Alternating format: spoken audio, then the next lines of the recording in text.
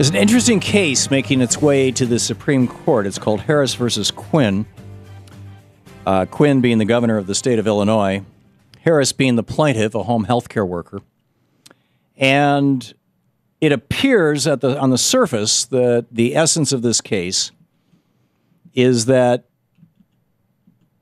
whoops, I just pushed the wrong button here, is that the home health care workers who are not professional home health care workers, but instead are members of the families of disabled people who are getting a government stipend to care for members of their own family, shouldn't be forced to join a union. That's what it seems like on the surface.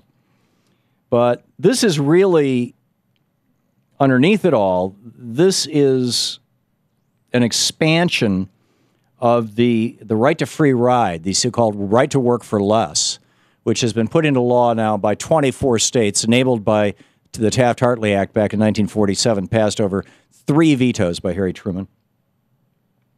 And it is trying to use the First Amendment basically to say that no public sector worker, in other words, no government employee, should be able to unionize because their salary is being paid for by the government, and therefore, if they are using government money to engage in political speech, which unions do, that is the government paying for lobbying against or for the government, and that's wrong.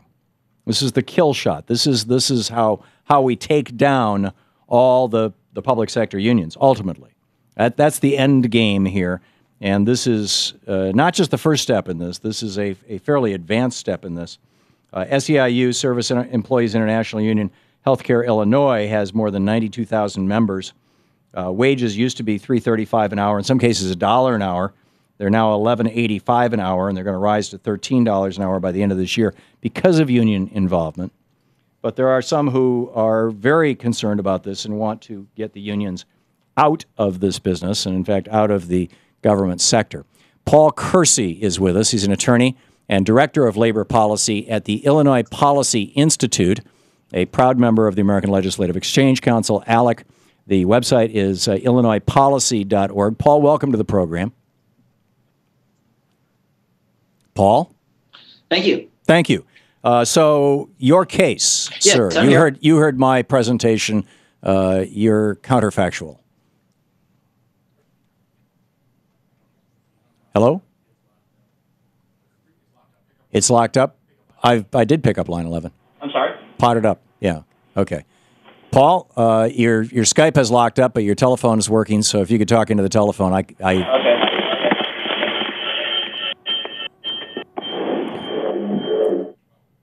Well, Can you hear me all right? Yeah, just pick up your phone and talk into it, and let's talk on the telephone, okay? Okay. Well, getting back to your question, a lot of people have been misrepresenting what this case is all about. The SEIU has been trying to portray these people as state employees, but what Pam Harris really is she's a mom who takes care of her disabled son at home and gets about $20,000 a year, not a whole lot of money, from a state Medicaid program. Now, the governor of Illinois wants to have her in a union, and he wants to take union dues out of the little bit of money that she gets from the state. This is ridiculous. Can you imagine paying union dues out of unemployment or food stamps? She's not a state employee. She's a mom. We should treat her that way. Okay. She is actually, she is being paid by the state to care for her son, is she not? Well, what is her real motivation here, though? She is a mom. No, but just on its face, is she being paid by the state to care for her son? Well, she receives a modest state stipend of about $20,000 a year. $20,000 a year is more than a hell of a lot of people make working at McDonald's or Walmart. That's not a modest stipend. That's a paycheck. That's just $4,000 a year short of the median individual income in the United States of America. Again, she is primarily a mom. She's taking care of her son. She didn't do this for the wages or for the benefits. And if the union were to call a strike tomorrow, she's not going to leave her son to fend for himself. She's going to continue to care for him. So if she's not an employee, why doesn't she just leave behind the $20,000 and say, I'm not an employee, I'm not going to take the money from the state, I'm just going to care for my son out of the goodness of my heart? Well, because the state, out of the goodness of its heart, decided to assist families in caring for their relatives, and like a lot of by paying them, by giving them a paycheck. Well, not everything that the government does is makes you an employee. If you're an unemployed person who uses unemployment insurance, or you're a poor that's a fund that you paid into. That's an insurance policy. That's receiving benefits from an insurance policy is a different thing from being paid for work that you do. She cares for her son. She's being paid for it. That's a paycheck. Mm-hmm. What's wrong with somebody who draws a paycheck from the government being a member of a union? Well, first of all, what a lot of people don't realize is that Pam Harris's vote actually voted on whether or not to have a union, and the union lost by a 2-to-1 margin.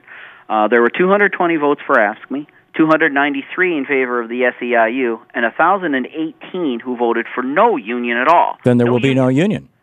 So the question is, should these people be forced into a union? No, they won't be forced into a union. Any group of people can decertify a union. They can walk away. I worked in a workplace that decertified a union. You get a majority of the workers saying no, the union no longer exists. You know that unions are democracies. Again, we're talking about a person who is not a state employee, who is a mom who's drawing a paycheck from the state. And does she pay income taxes on the money that she gets from the state? She would if she were forced in. She would probably if she were forced into a union. But this isn't about taxes. This is about who. No, is she right now paying income taxes on the $20,000 a year that she gets from the state to care for her son? I don't believe that she is, but that's beside the point. How could she not be if she's an employee of the state?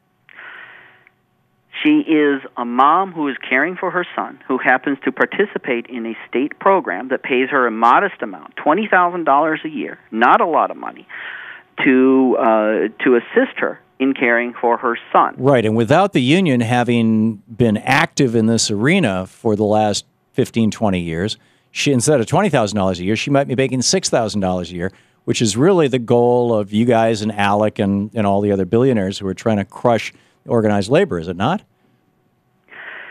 Again, we're talking about a mom who is caring for her son.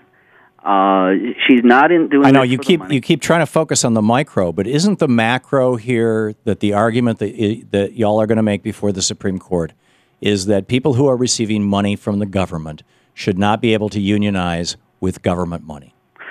We are saying the point of this case is that Pamela Harris is a parent. No, I got that, but are you not going to make that argument that I just said?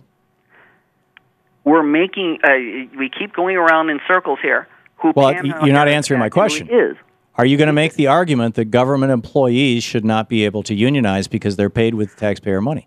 No, we're not going to say that government employees should not. So that argument is not going to come up in Quinn v. Harris or Harris. We are going Harris to say that people like Pamela Harris, in particular, who are not government employees, should not be forced into unions, should not be forced to pay union dues to a union that does not make any sense for what they actually are doing. So you are of the opinion that a group of mothers caring for their children who are receiving money from the state should not be able to band together in a voluntary democratic association and negotiate with the state for the amount of money that will cover their costs in caring for their children.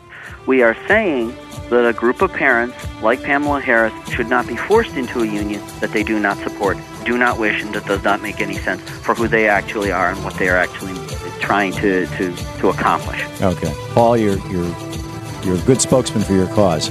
Paul Kersey, the Attorney, Director of Labor Policy for the Illinois Policy Institute. IllinoisPolicy.org is the website. Thanks for being with us, Paul. Thank you.